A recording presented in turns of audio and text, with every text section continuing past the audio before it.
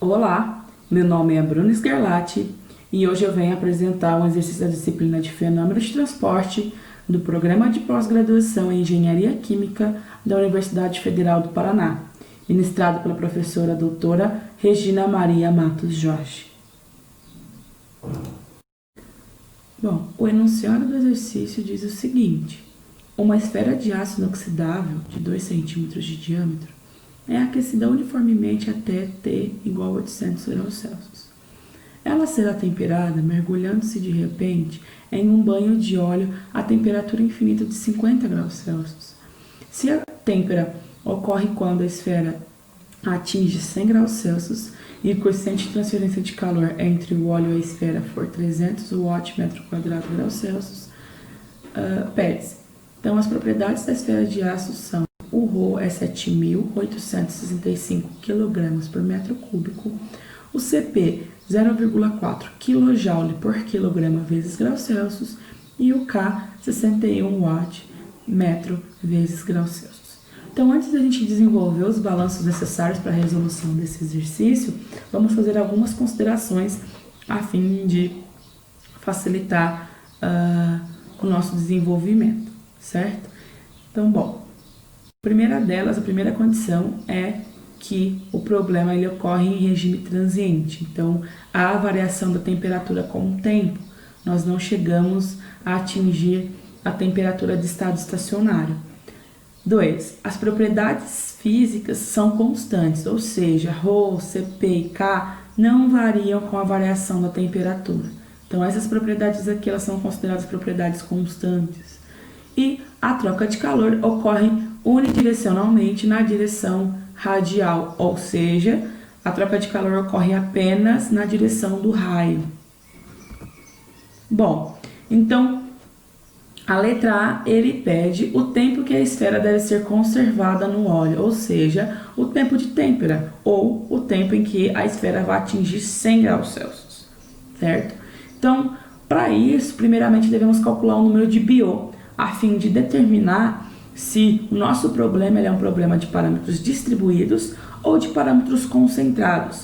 Se o nosso problema for descrito como um método de parâmetros concentrados, nós podemos utilizar o método da capacitância global, no qual ele indica que não há gradiente de temperatura dentro do meu sólido, ou seja, a temperatura em todos os pontos do meu sólido ela é a mesma, ok?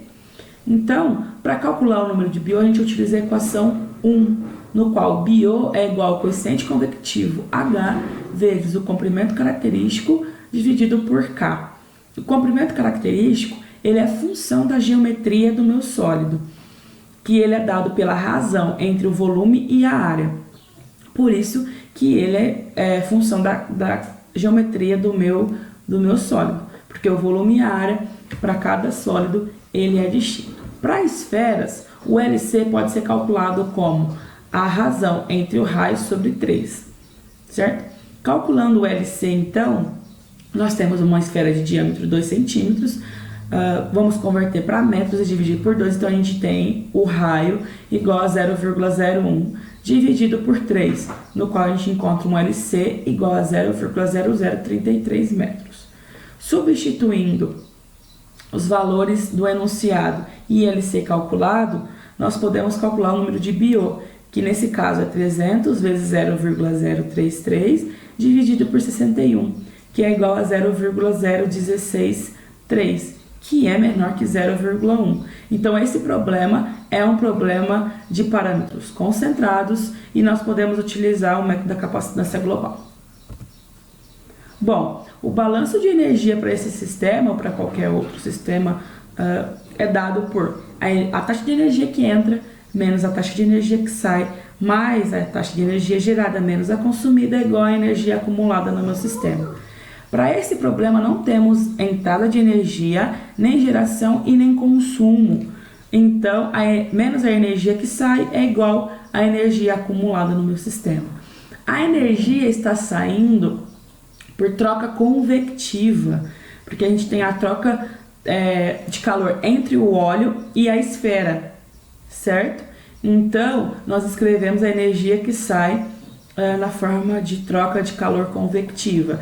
E o termo aqui do lado direito da minha equação é o termo de acúmulo. Então, a equação 2 ela é uma equação diferencial ordinária separável e pode ser facilmente resolvida.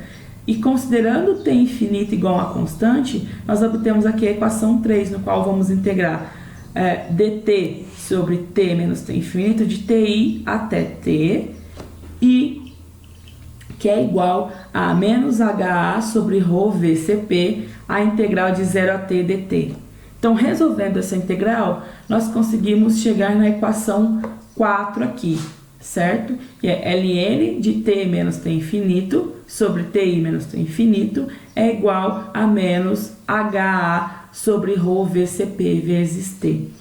Notem que aqui, esse termo A sobre V é o inverso do LC, então 1 sobre LC. Então, substituindo 1 sobre LC aqui e todos os outros valores do enunciado, o tempo para a esfera atingir 100 graus Celsius é de 94,56 segundos, ou 1,58 minutos. Bom, a letra B, ela diz o seguinte: se forem temperadas 100 esferas por minuto, determine a taxa de calor que deverá ser retirada do banho de óleo a fim de manter a temperatura a 40 graus Celsius. Vale ressaltar que, para essa questão, agora a temperatura infinito é de 40 graus Celsius e não mais de 50, como dizia a letra A, certo? Então, aplicando o exponencial na equação 4, nós obtemos a equação 5 aqui, certo? No qual t menos t infinito é igual a θ.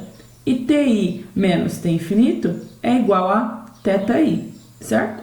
Então, para determinar a energia transferida, o Q, nós escrevemos a equação 6 aqui, no qual Q é igual a HA vezes a integral de θ dt de 0 a t, certo? Então, integrando 6 e aplicando os limites de integração, nós obtemos a equação 7, certo? No qual Q é igual a ρ VCP, Ti menos T infinito, vezes menos HA sobre ρ VCP vezes T. Substituindo os valores, nós calculamos o calor retirado para uma esfera em um tempo de 60 segundos, certo? Então, nós calculamos aqui o Q, que deu 8.200,57 watts por minuto para uma esfera. Mas nós temos 100 esferas por minuto, certo? Então, o Q, eu multiplico o Q anterior por 100, no qual obtemos 820,057 kW por minuto, certo? Então, esse aqui, ele é o calor que deve ser retirado do banho para manter, se a gente temperar 100 esferas por minuto, para manter o banho a 40 graus Celsius. Bom, essa foi minha apresentação do exercício número 1. Se tiverem alguma dúvida, estou à disposição e muito obrigada pela atenção de todos.